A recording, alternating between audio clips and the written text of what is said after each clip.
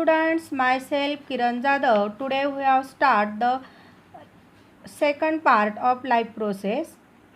Yesterday we have seen that asexual reproduction in unicellular organism. Today we have seen that asexual reproduction in multicellular organism. We have seen some examples. Asexual reproduction. Yesterday we have seen that binary fission. This is three types of binary fission. Simple binary fission, example amoeba. Transverse binary fission, example paramecium. Longitudinal binary fission, for example euglena. Now second type multiple fission, example amoeba. And third type budding, for example is.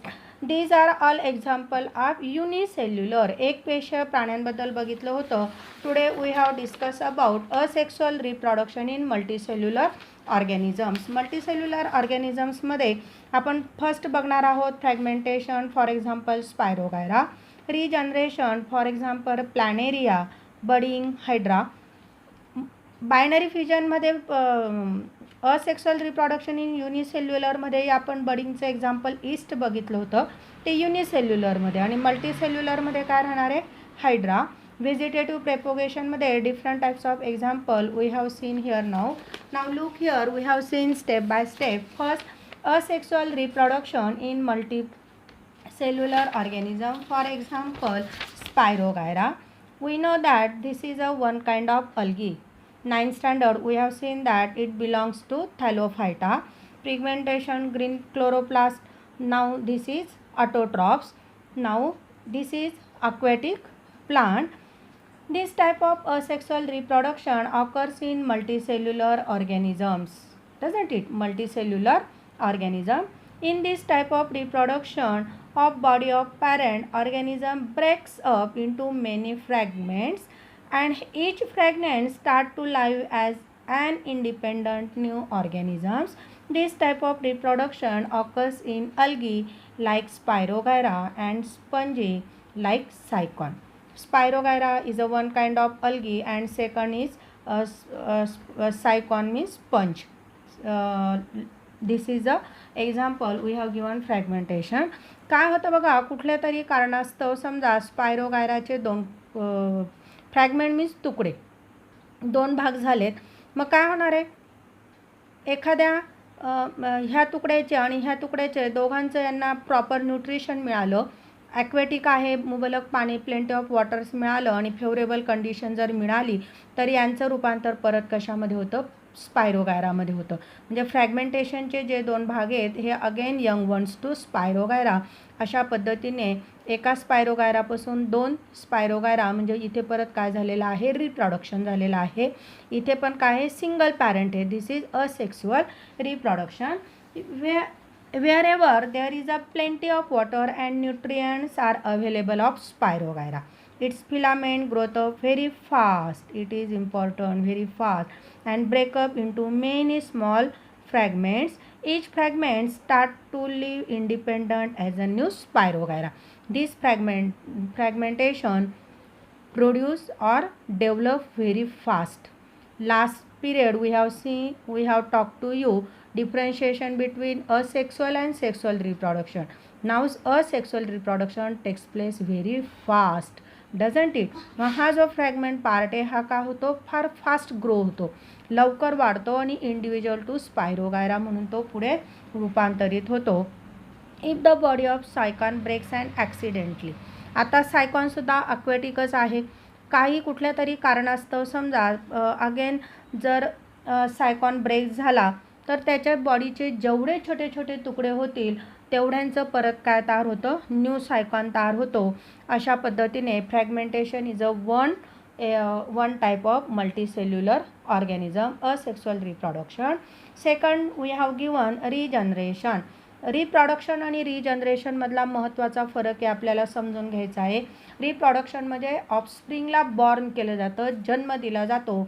इथे regeneration म्हणजे पुनर्जनन, म्हणजे शरीराचा एखादा तुटलेला भाग काय केला जातो, परत निर्मिती केला जातो.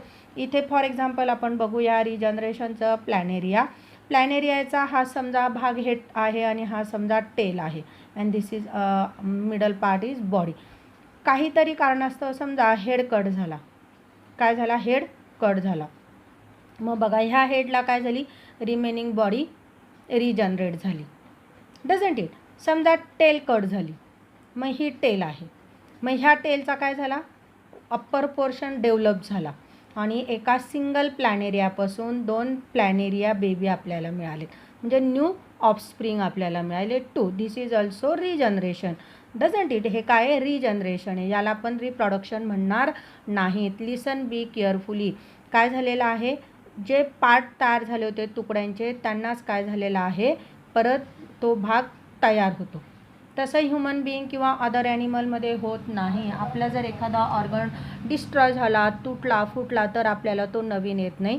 मग रिजनरेशन हा जो हे स्पेसिफिक कॅरेक्टर आहे हे फार कमी प्राण्यांमध्ये आहे, हे लक्षात घ्या. Now listen. You may know that the wall lizard break up and discard some part of its tail in emergency. काहीतरी तिला म्हणजे धोका वाटला, इमर्जन्सी वाटली तर काय करते, लिझार्ड भिंतीवरची पाल आपली काय करते, शेपूट गाळ करते किंवा टाकून देते. Discarded part is regenerated after a period. काही दिवसानंतर परत पालीला काय येऊन जाते, शेपूट येऊन जाते. This is an example of limited regeneration. However, under certain situation, an animal planaria breaks up its body into 2 parts and thereafter each part regenerates remaining part of the body and thus 2 new planaria are formed. This is called as regeneration. Doesn't it? आताच मी तुम्हाला हे सगळं सांगितलं. या पद्धतीने each part काय होणार आहे, या पद्धतीने डेव्हलप होणार आहे आणि रिजनरेशनमधून काय होणार आहे, प्लॅनेरियाज, एका प्लॅनेरियाचे 2 प्लॅनेरिया आपल्याला मिळणार आहे. Now third is budding. This is multicellular. मगाशी सांगितलं होतं बडिंग युनिसेल्युलरमध्ये होणार आहे, त्याचं एक्झाम्पल राहणार आहे ईस्ट, आणि मल्टीसेल्युलरचं राहणार आहे बडिंग टाईपचं एक्झाम्पल राहणार आहे hydra. Doesn't it? Now, in case of Hydra, under favorable condition at specific part of its body and outgrowth it formed by repeated division of regenerative cell of body wall. बघा हा काय parent hydra आहे, बरोबर आहे. Specific proper nutrition आहे, सगळं व्यवस्थित आहे आणि मग अशा वेळेस काय राहणार आहे, रिजनरेटिव्ह पार्टमध्ये इथे बर्ड लाईक स्ट्रक्चर डेव्हलप होणार आहे. कलिका ज्याला आपण म्हणतो, बर्ड लाईक स्ट्रक्चर, थोडासा फुगवटा, मुकुल ज्याला आपण म्हणतो तसं डेव्हलप झालेलं आहे. This outer growth is called as bud. Bud grows us progressively and finally form a small hydra. Dermal layers and digestive cavity of the budding hydra are in continuity with those of parents hydra. बघा काय झालेलं आहे, parent हायड्राला काय झालेलं आहे, एक छोटीशी बड तयार झालेली आहे आणि आता ह्या बडपासून काय तयार होणार आहे, यंग हायड्रा, बेबी हायड्रा, और त्यालाच आपण काय म्हटलेलं आहे, नॅसंट हायड्रा. आता हा नॅसंट हायड्रा ह्या पॅरेंट हायड्राला कसा जोडलेला आहे, डर्मल. डर्मल म्हणजे त्वचा किंवा outer surface of the skin, बरोबर आहे. आणि parent hydra supplies nutrients to the budding hydra. आपण इथे बघितलं की नॅसंट हायड्रा आणि पॅरेंट हायड्रा एकमेकांना डर्मल लेअरने जोडलेले आहेत आणि डायजेस्टिव्ह कॅव्हिटी जी आहे ती सुद्धा काय झालेली आहे, बेबी हायड्राला जोडलेली आहे नॅसंट हायड्राला. त्यामुळे त्याचं पूर्ण नरिशेश किंवा न्यूट्रिशन त्याला पॅरेंट हायड्राकडून मिळतं आहे. Now budding hydra separate from parent hydra and start to lead an independent life when it goes up and become able to lead and independent life. मग जेव्हा नॅसंट हायड्राला असं वाटतं की आपण आपल्या शरीरातलं सगळे पोषक द्रव्य आपल्याला मिळालेले आहेत, आपण पॅरेंट हायड्रापासून डिटॅच झालो तर ओन आपलं लाईफ इंडिपेंडंट आपण जगू शकतो, तेव्हा तो मदर हायड्रापासून काय होतो, डिटॅच होतो. In this way asexual reproduction takes place in multicellular organisms, for example budding. Now next type is vegetative propagation. Vegetative propagation आपल्याला सगळ्यांना तर खूप परिचयाचं आहे. बऱ्याचदा आपण मोगरा, गुलाब, जास्वंद यांच्या काड्या लावत असतो. Doesn't it? अशी बरीचशी उदाहरणं आहेत. काही ठिकाणी आपण फुलं, झेंडूची वगैरे फुलं टाकत असतो, म्हणजे शाकीय प्रजनन किंवा फ्लावरपासून, लीफपासून, रूटपासून आपल्याला काय मिळत असतं, त्या वनस्पतींचं ऑफस्प्रिंग किंवा बेबी प्लांट मिळत असतं. त्याला आपण व्हेजिटेटिव्ह प्रोपोगेशन म्हणणार आहोत. Reproduction in plant which the help of vegetative parts like root, stem, leaf and bud is called as vegetative reproduction. Vegetative रिप्रोडक्शनची आपल्याला इथे डेफिनेशन दिलेली आहे. तर वनस्पतीचा कुठलाही ऑर्गन असू देत, root, stem, leaf or bud, याच्यापासून आपल्याला काय मिळणार आहे, न्यू ऑफस्प्रिंग मिळणार आहे. This is vegetative reproduction. Vegetative propagation in potatoes is perform with the help of eyes present on the tuber whereas in Bryophyllum it is performed with the help of buds present on leaf margin. Here figure of potatoes, look carefully. इथे आपल्याला असे notch किंवा असे मध्ये थोडासा खोलगट भाग दिसतो, त्याला आपण आपल्या भाषेत डोळा म्हणतो, म्हणजे आईज, बरोबर आहे. किंवा मग इथे जर तुम्ही ब्रायोफायलम, जिला आपण पानफुटी म्हणतो, तर हे जे प्लेन जे पान असतं ना, तर त्याच्यामध्ये अशी किंचितशी अशी खाच असते बघा अशी मध्ये.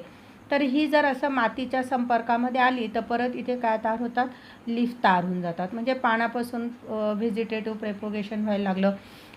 रूट पोटॅटो काय स्टेम आहे, मग ह्या स्टेमवरती हे जे आईज आहेत हे कट करून आपण जमिनीत टाकले तर परत आपल्याला काय मिळतो, पोटॅटोचा न्यू प्लांट्स मिळतो. या पद्धतीने व्हेजिटेटिव्ह प्रोपगेशन आपल्याला झालेलं दिसतं आहे. Now in case of plants like sugarcane and grasses, vegetable propagation occurs with the help of buds present on nodes. Plant like carrot and dish perform vegetative propagation with the help of roots. बघा हे फार सुरेख आहे.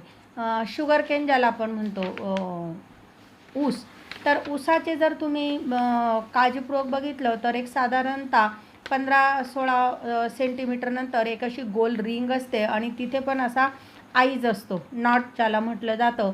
अशा गोल गोल circle असतात आणि मग शेतकरी काय करतो, बरोबर ते काट करून आणि जमिनीत पेरतात, तर त्यांना काय मिळतात, शुगर कॅनचं रिप्रोडक्शन मिळतं. डिफरंट टाईप्स ऑफ ग्रास पण अशाच पद्धतीने वाढवले जातात. त्या व्यतिरिक्त रॅडिश आहे, कॅरट आहे, म्हणजे जमिनीखाली येणारी ही मुळं आहेत, तर यांचंसुद्धा व्हेजिटेटिव्ह प्रोपगेशन रूट्सच्या मदतीने होतं. तर व्हेजिटिव्ह प्रोपगेशनसाठी स्वीट पोटॅटो उदाहरण दिलेलं आहे.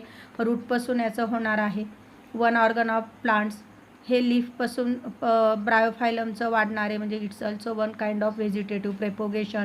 इथे आपल्याला पोटॅटोचं एक्झाम्पल दिलेलं आहे. पोटॅटोच्या ह्या बॉडी ऑर्गनवरती आपल्याला डोळे ज्याला आपण म्हणतो आईज लाईक स्ट्रक्चर दिसतं, याच्यापासून आपल्याला न्यू प्लांट मिळणार आहे. In this way vegetative reproduction is also one kind of reproduction.